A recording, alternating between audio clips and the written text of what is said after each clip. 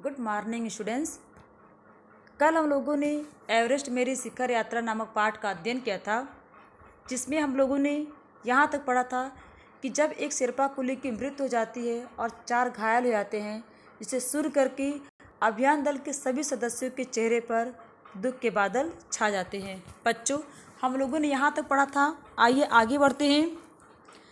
इस समाचार के कारण अभियान दल के सदस्यों के चेहरे पर छाए अवसाद को देखकर हमारे नेता कर्नल खुल्लर ने स्पष्ट किया कि एवरेस्ट जैसे महान अभियान में खतरों को और कभी कभी तो मृत्यु भी आदमी को सहज भाव से स्वीकार करनी चाहिए।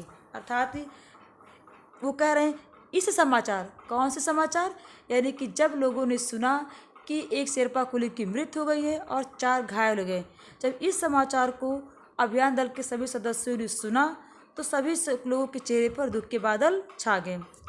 और इसे देखकर नेता कर्नल खुल्लर ने क्लियर शब्दों में कह दिया, बहुत ही स्पष्ट शब्दों में कह दिया कि एवरेस्ट जैसे महान अभियान, यानी कि जिस अभियान में आप लोग चल रहे हैं, जिस अभियान के तहत आप लोगों ने एवरेस्ट पर चढ़ाई करने की कोशिश कर रहे हैं, वह एक महान अभियान है। और इस तरह के अभियान में खतरों का होना स्वाभाविक है और कभी कभी तो मृत्यु भी हो जाती है, तो हम सभी को सहज भाव से इसे स्वीकार करनी चाहिए, न कि घबराना चाहिए। उपनेता प्रेमचंद जो अग्रिम दल का नेतृत्व कर रहे थे, उपनेता प्रेमचंद जो अग्रिम दल उस दल की बात यहाँ पे लेके क्या कह रही हैं, जो दल इनके निकलने से पहले ही चला गया था, उस दल की बात कर रही हैं कि उस दल के नेता जो थे उनका नाम था उपनेता प्रेमचंद। 26 मार्च को पेरिस लौट आए।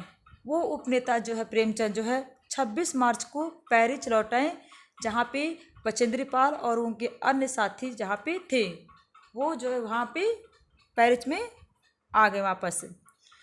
उन्होंने हमारी पहली बड़ी बाधा खुम्बू हिमपात की स्थिति से हमें अवगत कराया। लेखिका कह रही हैं कि इस रास्ते पे हमारी सबसे पहली और सबसे बड़ी बाधा थी जो थी खुम्बू हिमपात, और उसके बारे में हमें अवगत कराया उपनेता प्रेमचंद ने। उन्होंने कहा कि उनके दल ने कैंप 1 जो 6000 मीटर की ऊंचाई पर थी, जो और हिमपात के ठीक ऊपर है, वहां तक का रास्ता साफ कर दिया। उन्होंने कहा, यानी कि प्रेमचंद ने कहा कि उनका दल जो अग्रिम दल था, उन्होंने कैंप 1 तक का रास्ता जो है पूरा साफ कर दिया, यानी कि उस रास्ते जाने लायक उन्होंने रास्ता जो भी था उस रास्ते पे को उन्होंने साफ कर दिया। उन्होंने यह भी बताया कि पुल बनाकर, रस्सियाँ बांधकर तथा झंडियों से रास्ता चिन्हित कर सभी बड़ी कठिनाइयों का जायजा ले लिया गया है। और इसके साथ साथ उन्होंने यह भी बताया कि उस रास्ते पर उन्होंने पुल बनाए, रस्सियाँ बांधी और झंडियों से रास्ते को चिन्हित कर दिया, यानी कि जगह जगह झंडियाँ गाड़ करके उन्होंने निशान बना दिए उस रास्ते पे, और सभी बड़ी कठिनाइयों का जायजा ले लिया। और भी रास्ते में जो भी बड़ी कठिनाइयाँ थी उसको भी उन्होंने देख लिया, यानी कि उसकी भी स्थिति को भी उन्होंने जान लिया।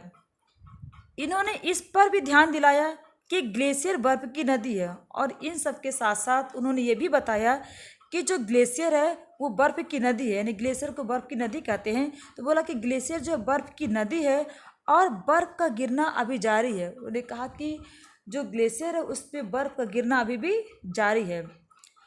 हिमपात में अनियमित और अनिश्चित बदलाव के कारण अभी तक के किए गए सभी काम व्यर्थ हो सकते। बोले कि अगर हिमपात हुआ, हिमपात तो अनियमित होता, अनिश्चित होता कि कब हो जाए, किसी को कुछ पता नहीं रहता है।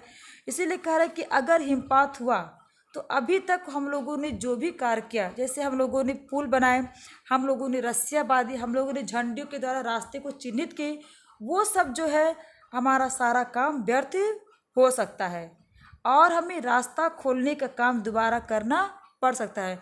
और अगर हिमपात हुआ तो इस तरह से हम लोगों का जो भी कार्य हम लोगों ने किया था वो सब हम लोगों का काम व्यर्थ जाएगा, यानी कि बेकार जाएगा।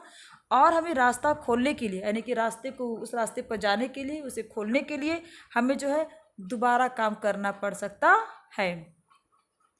बेस कैंप में पहुंचने से पहले हमें एक और मृत्यु की खबर मिली। लेखिका कह रही हैं कि अभी हम लोग बेस कैंप पहुँचे ही नहीं थे कि तभी हमें एक और मृत्यु की खबर मिली। जलवायु अनुकूल न होने के कारण, जलवायु यानी कि जो मौसम था अनुकूल, यानी कि हमारे अनुकूल, हमारे लिए उचित न होने के कारण एक रसोई सहायक की मृत्यु हो गई। यानी कि बस मौसम जो है हमारे विरुद्ध था, हमारे प्रतिकूल था, जिसके कारण एक रसोई सहायक की मृत्यु हो गई। वो रसोई सहायक जो हम लोग के साथ चल रहा था उसकी मृत्यु हो गई। निश्चित रूप से हम आशाजनक स्थिति में नहीं चल रहे हैं। लेखिका कह रहे हैं कि इस तरह से हम जो है आशाजनक स्थिति में नहीं थे, अर्थात हम लोगों के अंदर कहीं न कहीं निराशा के भाव जाग गए थे। बच्चों, आज के लिए इतना ही, आगे हम लोग कल पढ़ेंगे। धन्यवाद।